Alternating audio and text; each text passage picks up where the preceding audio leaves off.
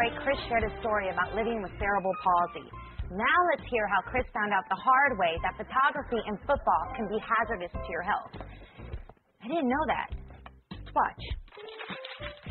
I did an amateur night at a comedy club in Denver, and they asked me back right away, which I really had no idea how it worked, you know.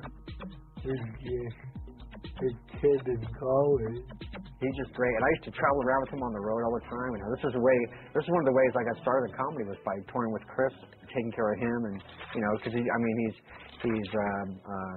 challenged, but he's not an idiot, So, and it was a good way for young comics to get out on the road by going out with him and helping him out. I was in a restaurant a while back. I started choking.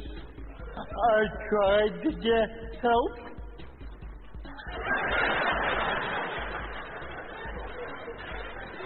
Wouldn't you know it? I accidentally proposed to a deaf girl.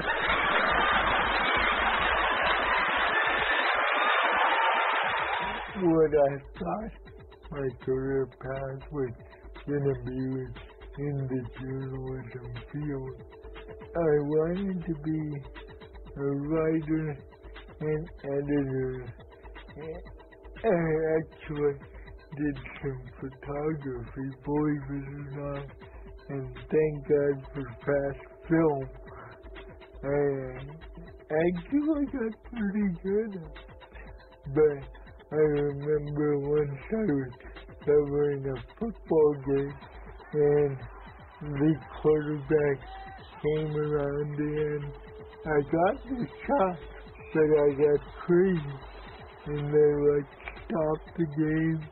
They thought I was dead or something. I just brushed myself off, got up, kept snapping pictures. I was managing my club, and the phone rings, and Chris gets on the phone, and I didn't know him from Adam. I just hear this guy on the phone, and I couldn't understand him. I thought, is this guy drunk or what's going on? And I remember, and he kept talking, and he's pitching himself. And I get the manager of the club, like, yo, Donnie, check it out. Listen, this guy, pick up there on the phone. This guy's hammered, man. He can't even talk. He's so loaded, And I'm like, listening to yeah, sure, come in next week. And we're all waiting for him to show up, thinking, oh my God, if he's this drunk, wait till he shows up. And he shows up, and at the time he wasn't in a wheelchair, he was still walking with crutches, and he's got cerebral palsy. And I'm going, oh my God. And we just we were like so embarrassed. In '87, I was involved in an auto accident which broke my left leg. And then during my rehabilitation, I broke the same leg in a different place. And so it put me in a wheelchair, and I was working to get back into walking more with a walker. And then 7 years later, I was almost to the point of leaving the walker again, but then I had another car accident and broke my right ankle, and the combination of everything just made it real hard to walk for any distance, even with a walker. He's been on The Tonight Show, on The Leno Show, on The Dave Letterman Show, and we're so grateful that after 7 years and a lot of playgrounds later that he's back and better than ever. Please welcome our good friend, Mr. Chris Fonseca. I feel real fortunate to be able to do what I do and make a living at it. So anytime that I run across a worthy charity, I try to help out as much as I can, and one that I thought was really cool in many ways was the Shane's Inspiration organization. Shane's Inspiration is dedicated to creating universally accessible playgrounds that allow children with disabilities to play with their friends and siblings.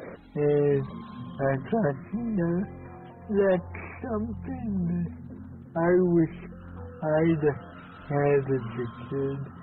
And so I got involved. I went to Memphis. I went on a tour of Graceland. One guy kept annoying the heck out of me. He kept saying, "You look like Elvis! You look like Elvis!" I finally said, "Hey, shut up and help me off the bathroom floor."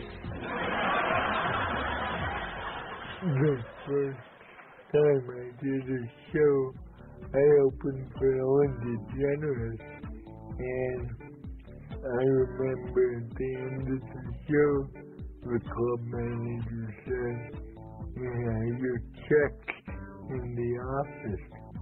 And I protested. I said, "No, sir, I took care of my bar tab, and I didn't know you got paid for this." Chris's story should prove to everyone that you should never give up on your dreams.